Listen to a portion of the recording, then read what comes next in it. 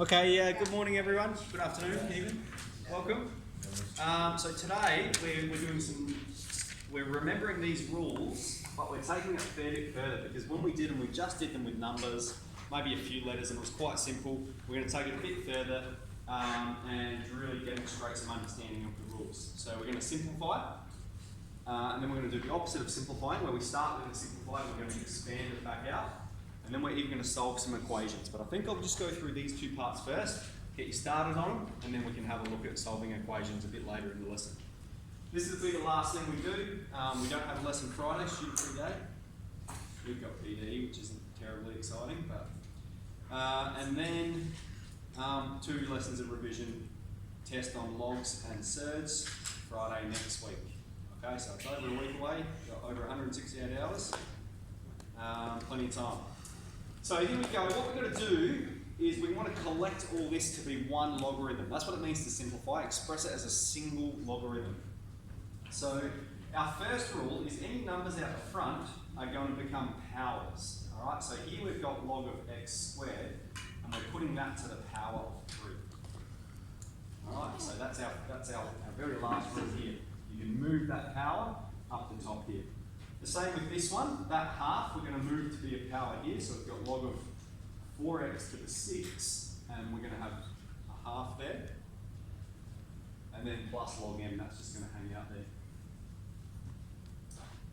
Okay, now what the index laws is, if we have a power inside and outside, we multiply them together. So here we're going to have log of x to the 6. Now over here, remember, so the power of a half actually means the square root, isn't it? And we're putting both terms in the bracket here to the power of a half.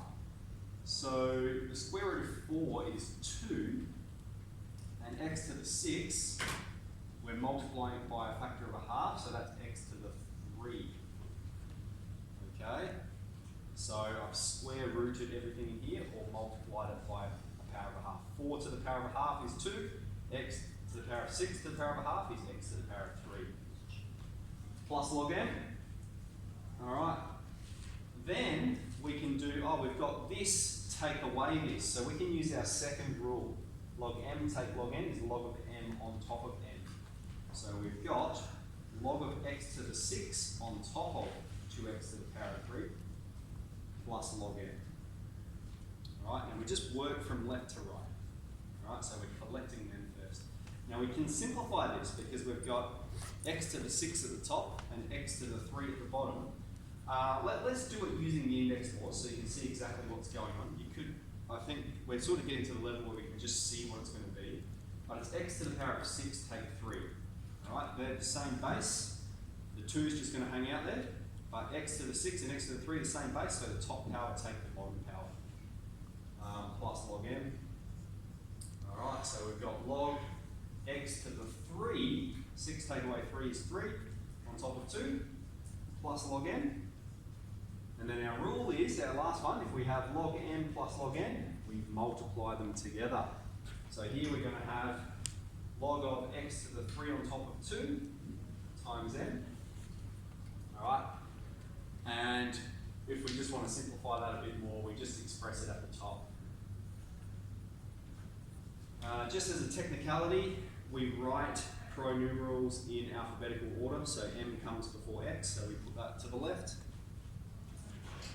And that's going to be our final answer. So we've gone from this ginormous mess to something nice and clean, a single logarithm. And we're able to do that because all of these logarithms are in the same base. And that's what you'll see in further examples as well. They all need to have the same base, and that's okay if they do. All right, any questions about that? So now we're going to do the exact opposite. All right. Let's first recognise what we've got is we've got logging base 5 of what's at the top on top of what's at the bottom. So we've got to express like this, which means we can expand it out to be written like this. Okay, so that'll be our very first step. We're going to have logging base 5 of 125x squared. Take log in base 5 of the square root of y. Okay, we know if we were to collect them, that's what it's going to simplify to be. And so we can do the opposite. We can start with a fraction and split it with that minus in the middle. That's our second rule. Okay. Okay. Then we can split this one as well because we've got 125 times x squared. All right, so up here we've got log m times n. We can write it as log m plus log n. So here we're going to split this into log e base 5 of 125 plus log e base 5 of x squared.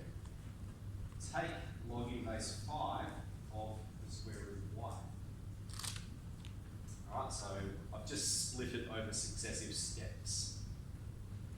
Alright, any questions? Cool.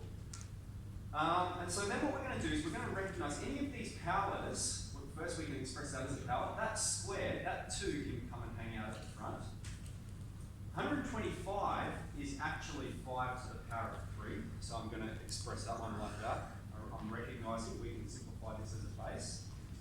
I've said we'll bring that to the front. Right, that 2 coming out the front. Now y, the square root of y means y to the power of half. And so we'll simplify in one more step. Here, logging base 5 of 5 to the power of 3 is 3.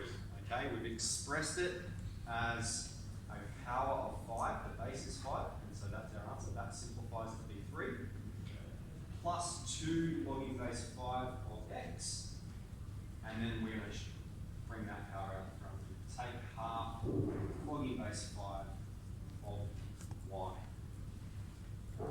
Alright, so it's a fair bit harder than the operations we've been doing. We're just using those rules. So here, here's your process. We split it up. Alright, we recognise that's a fraction, so we're taking away the bottom one. We recognise that that's a product, so we're adding them together, splitting it up. Then we go, how can we simplify that? How can we simplify that? Because you're just treating them as individual partitions. You know how to simplify it. If you're just looking at that, you know how to simplify that. If you're just looking at that, you know how to simplify that. You're just simplifying term by term. How'd you get the 3 from? That 3 there? Yeah.